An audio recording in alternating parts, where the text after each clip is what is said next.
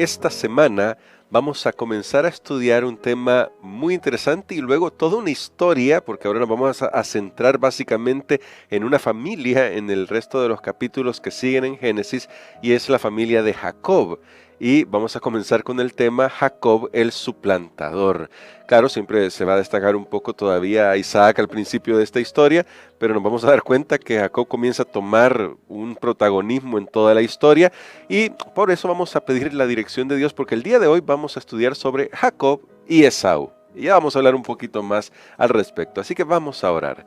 Querido Dios, te damos gracias porque hasta aquí tú nos has ayudado con el conocimiento que hemos adquirido de tu palabra.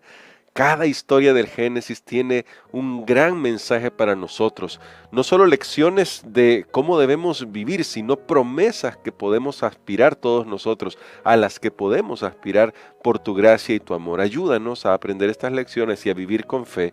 Lo pedimos en Jesús. Amén. Amén. Ya hemos dejado, Pastor Eni Perla, la historia en la que se nos cuenta abundantemente sobre algunos detalles de Abraham, el padre de la fe, padre de todos nosotros, lo hemos dicho en otras ocasiones. Y ahora se nos introduce la figura de dos personajes porque se va a centrar la historia en Jacob. Le comentaba fuera del micrófono que parece que Isaac pasa un poquito desapercibido casi siempre en la Biblia, Pastor. Quizá para comenzar por ahí.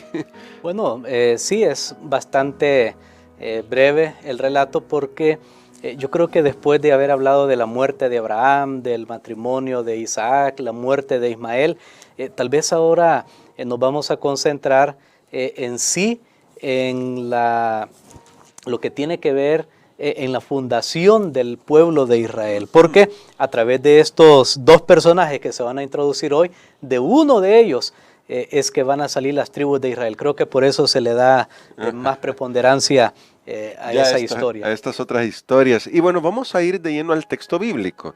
Y quiero que nos acompañen, por favor, en Génesis capítulo 25, de los versos 21 al 26. Y vamos a descubrir algunas cosas muy interesantes acá.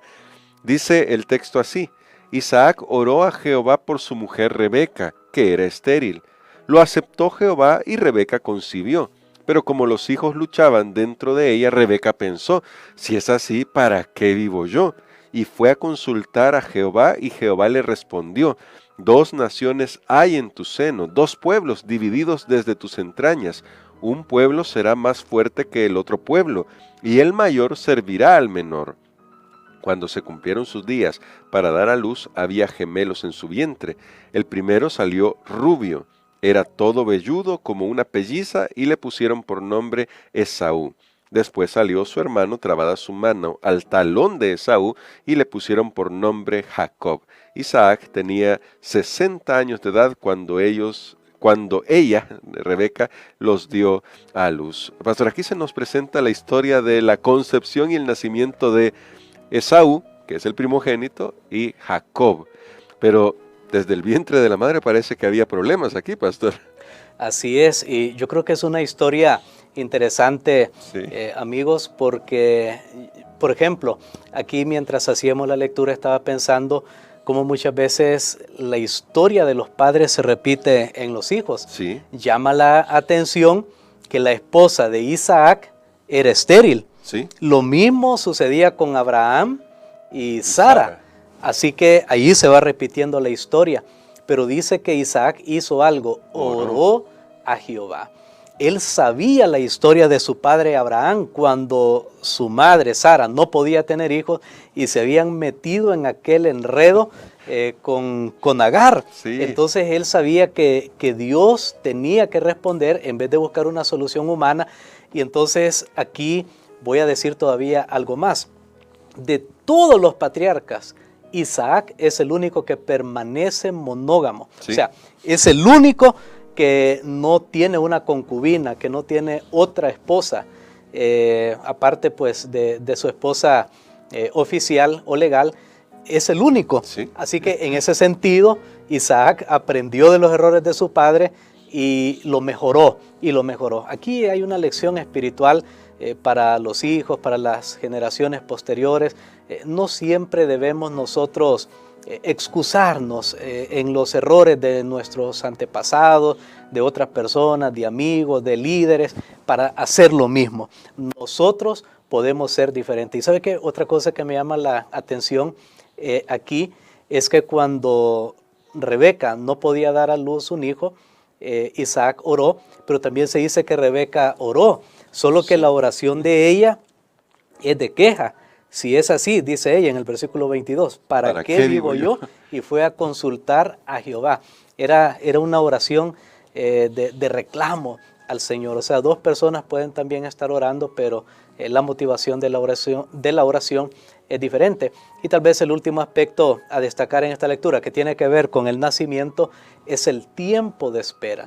Dice que Isaac tenía 60 años cuando nacieron sus hijos. Sí. Correcto, cuando dio a luz a Jacob y Esaú. Pero ¿saben cuánto llevaban de casado ya? El versículo 20 dice, y era Isaac de 40 años cuando tomó por mujer a Rebeca. O sea, pasaron 20 años y no nacía un hijo. Aquí nuevamente Isaac es probado como su padre Abraham, que tiene que esperar. Recordemos que él era el hijo de la promesa. Todo lo que hemos hablado de Isaac es que a través de él se iba a continuar la promesa que Dios le había hecho a Abraham. Isaac sabía que podía tener hijos, pero es interesante que él no toma otras mujeres, espera en el Señor, esperó 20 años, así que Isaac superó la prueba. Amén, sí, ahí vemos ya el carácter de Isaac y creo que esto es muy interesante, porque ahora, pastor, a pesar de tener ese carácter Isaac, de todas maneras seguía siendo un ser humano y eso lo vamos a ver un poquito más adelante, porque ahora también se nos presenta a los hijos a medida que van creciendo y también se destaca en la Biblia el carácter de ellos. Y me gustaría ir al verso 27 de Génesis 25 para que usted nos ayude con este comentario, pastor, porque en el verso 27 dice, crecieron los niños, Esaú fue diestro en la casa, hombre de campo, pero Jacob era hombre tranquilo que habitaba en tiendas. ¿Qué nos dice este texto que quizás a primera vista nos parece un poco superficial, pero qué nos está diciendo sobre el tipo de carácter que tenían ambos muchachos a medida que van creciendo? Bueno, creo que habíamos dejado esa pregunta sin contestar en la sección anterior, pero aquí nos habla de un contraste, o sea, son dos hermanos, los dos están en la misma etapa de gestación, pero sus caracteres son totalmente diferentes. Desde el nacimiento se dice que uno de ellos tomó del talón a su hermano, que era Jacob. Y de ahí sus padres le ponen el nombre Jacob, que significa engañador. Esa palabra la usará más adelante Esaú, cuando reclama de lo que Jacob le ha hecho.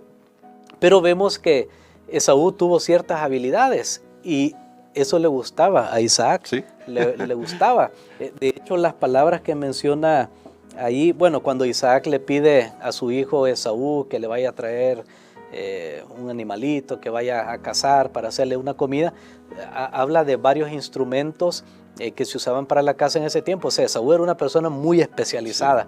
Tal vez diríamos hoy era un hombre de acción. Jacob era más quieto. Pero esa palabra quieto es la misma que se usa en los relatos anteriores para Noé y también en el libro de Job se usa en el libro también, de Job, cuando dice Job era un hombre recto, era perfecto, cuando se dice que Noé también era una persona perfecta, piadoso, es la misma palabra. O sea que esta palabra quieto, sí, puede ser que Esaú era de más actividad, pero también quieto tiene que ver con reflexión, con meditación. Jacob, de alguna manera, él se ponía a pensar en las cosas que eran más importantes, tomaba tiempo, y esto sabemos que es aplicado finalmente a lo espiritual. Muy bien, bueno, ahí ya vemos un poco esta diferencia de carácter, pero ahora, pastor, las bendiciones de Dios que se transmitían, bueno, primero de Abraham para Isaac, se ha quedado establecido que estaban relacionadas con la bendición de el Mesías que vendría. Era una bendición sumamente grande para el hijo que las recibía. La mamá de Jacob recibe la noticia de que su hijo menor, es decir, Jacob, será finalmente el que sea mayor. Y ¿cómo pudo haber influido esto? Porque la historia, yo sé que estamos cubriendo mucho terreno acá, porque de hecho así nos ha tocado en estas lecciones anteriores, Pero ¿cómo pudo haber influido esto en la mentalidad de Jacob? El hecho de que aquí Isaac demuestra un poco las debilidades humanas al tener como preferido a Esaú, porque creo yo, pastor, que conocía la profecía sobre Jacob también, pero de alguna manera estaba empecinado en que sí o sí tenía que dar sus bendiciones a Esaú. Y esto comienza a crear una especie de disputa, una especie de conflicto que ya venía desde el vientre, pero que se agudiza más grande, al punto de que terminan engañando a Isaac. Ahora, pastor, en este punto, yo quiero, quizás antes de poder darle la palabra, leer un comentario que aparece acá de Patriarcas y Profetas, hablando de las promesas, y solo quiero destacar la parte que habla sobre las bendiciones, que dice: se les había enseñado a los jóvenes a considerar la primogenitura como asunto de gran importancia, porque no solo abarcaba la herencia de las riquezas terrenales, sino también la preeminencia espiritual. ¿Cómo esta idea de lo que podían recibir les afectó tanto? Al punto de que Jacob, que es un hombre tranquilo, como se describe al principio, termina cometiendo actos de primero tratar de sobornar a su hermano y luego suplantarlo completamente. Bueno, aquí tenemos la faceta humana definitivamente de estos personajes bíblicos, por eso la historia sagrada es como Dios obra a pesar de. A veces uno dice no, más bien no es con uno, es a pesar de, porque él siempre tiene que estar remendando. Isaac, curiosamente, aunque él amaba al Señor y había enseñado de las verdades espirituales, pero se hace, y voy a usar aquí un término común, se hace de la vista gorda con los defectos de Esaú. Y sabiendo que él no debería llevar las riendas espirituales, porque la primogenitura no solo era que le daban la mitad de la herencia al primogénito, claro, el resto era repartido entre los demás. Obviamente les tocaba menos, o sea, ser primogénito era bueno, pero no solo era materialmente, sino que tenía que ser ahora el líder espiritual del hogar, el sacerdote de la familia, la cabeza espiritual. Wow. Y muy bien lo sabía Isaac, que su hijo Esaú no cumplía con eso, pero lo quería. Y entonces él acelera las cosas, por un lado, sabiendo que van en contra de la voluntad de Dios. De paso, tenía 137 años cuando él llamó, cuando hace esto, llama a sus hijos, bueno, en este caso a Esaú, y sucede todo lo del engaño. Rebeca escucha, y Rebeca, al igual que Isaac, aunque medio mencionan el nombre de Dios, finalmente están suplantando a Dios y tratando de resolver por ellos mismos. Ya en el libro de Génesis lo hemos visto desde Adán y Eva hasta, bueno, todos los personajes que hemos pasado hasta hoy. Cuando alguien intenta hacer las cosas, aún las cosas buenas, ojo, porque muchas veces pensamos, no, si es malo no hay que hacerlo, pero si es bueno hay que hacerlo, no importa por cuál medio. No. Cuidado. Ahí, aún haciendo cosas buenas, pero usando los medios incorrectos, hay problemas. Jamás se imaginó Isaac los problemas que se iba a meter al acelerar esto. Rebeca también, al mal aconsejar a su hijo Jacob, porque nunca más lo volvió a ver a él. Pero sí refleja algo.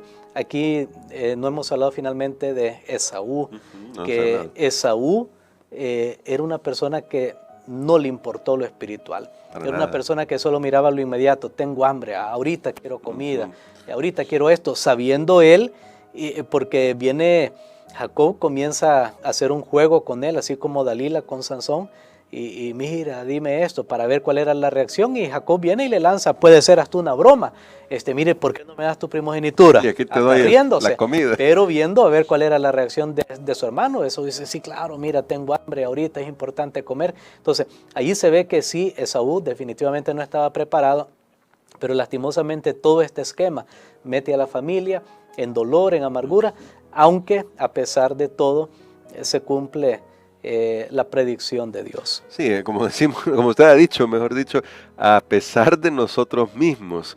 Y aquí quizás, porque todavía nos faltan algunas otras lecciones que sacar de esta historia, pero quizás para reforzar esta pregunta, pastor, porque usted lo decía muy bien, el hecho de que algo sea bueno, que un objetivo sea bueno, no nos da la licencia para hacer cualquier cosa. El fin no justifica los medios. Tenemos que tener cuidado con eso. ¿Cómo podemos evitar caer en la trampa, en esa trampa similar a la que cayó Jacob, de decir, bueno, si al fin y al cabo Dios ya lo había dicho, Dios ya había dicho de que yo iba a ser el mayor. No veo ningún problema en que lo haga a mi manera. Siempre he pensado, pastor, que perdimos una gran oportunidad y Jacob perdió una gran oportunidad de mostrar, de permitir que Dios mostrara su poder al decidir él cómo lo iba a hacer recibir las bendiciones. Pero nosotros, ¿cómo podemos evitar esa trampa? Correcto, bueno, es muy difícil, Sí. pero yo quiero decirles que por eso hay una palabrita clave y es la palabra paciencia. Es la palabra paciencia. Por eso es que la Biblia dice, aquí está la paciencia de los santos que Amén. guardan los mandamientos de Dios, tienen la fe de Jesús. Al final del tiempo, así como la necesitó Abraham, Jacob y todos estos grandes personajes, a veces no la tuvieron, se metieron en problemas, pero cuando la ejercieron les fue bien. Así como sucedió con ellos, la paciencia es muy importante y confianza en Dios, Amén. que Dios cumplirá sus promesas, aún que yo no pueda verlo, aún más allá de mi vida, Dios cumplirá sus promesas si Dios ha dicho algo. Y de eso se trata la vida, se trata de aprender a confiar en Dios y a esperar en Él. Creo que será la clave más, una de las claves muy importantes para el cristiano hoy. Amén. Y como consideramos que esta clave es importante, queremos pedirle, pastor, que interceda por nosotros en una oración para que vayamos desarrollando esto. Sé que no es fácil, definitivamente todos tenemos nuestros momentos en los que nos volvemos impacientes, pero con esta oración, pastor, ayúdanos para que podamos aprender a confiar y esperar en el Señor. Amén. Padre que estás en los cielos, te damos gracias, Señor, porque nos muestras a través de esta historia tu soberanía, cómo tú vas dirigiendo el destino, los eventos de las personas y de este mundo, pero cómo podemos ser de las personas que te amen, Señor, y a pesar de errores cometidos, podemos levantarnos, reponernos y ver nuevamente tu mano. Ayúdanos a confiar y a esperar en ti. Lo pedimos en el nombre de Jesús. Amén. Amén.